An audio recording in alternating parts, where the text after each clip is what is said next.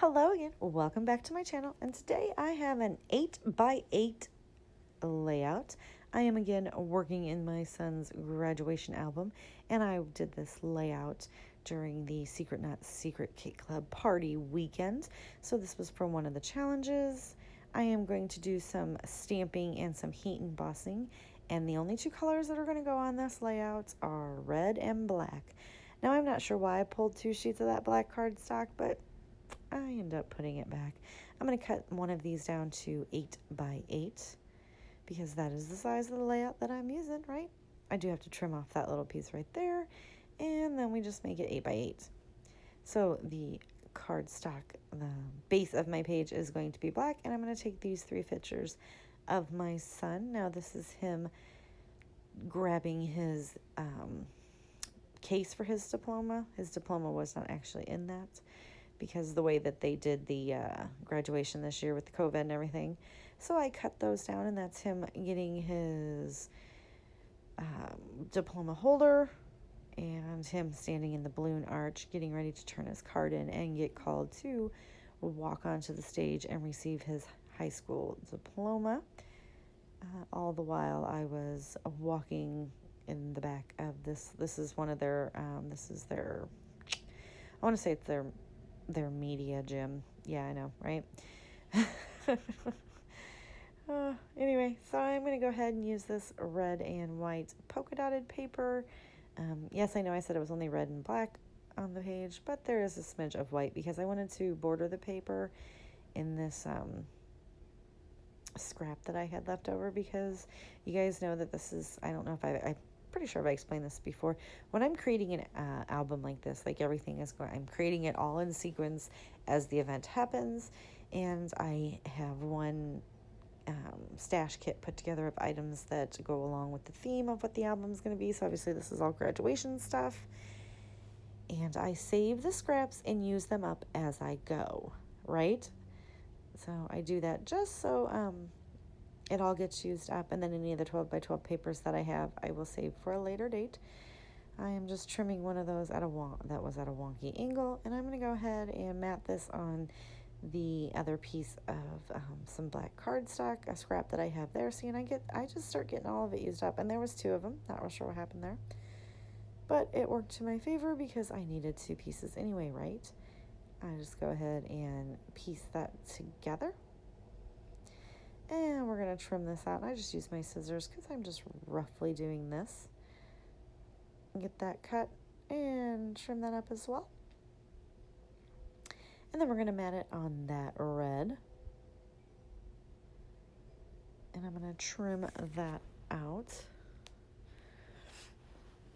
So yes, we are to the graduation ceremony in his album now. Well, the whole thing was a graduation ceremony, but this is actually getting ready to receive the diploma. And so this album is almost done. I did have a subby that wanted to see more 8x8 and 8.5 by 11, which is totally great because that's what I've been doing. So I have a whole nother album that I'm going to be creating for his graduation party. Now I did take my anti-static tool, and I just keep that in the little bin because, well, it makes a mess everywhere it goes. And I had these stamps that I have no idea where they came from. If I had to guess, I would say it came in a paper pumpkin. And my really well-loved Versamark ink pad. I just re-ink it all the time, guys. I think I have a new one in there, but it probably needs to be re-inked at this point because it's never been opened. And I just go ahead and bring in the my little paper sheet because I'm going to run those off the page.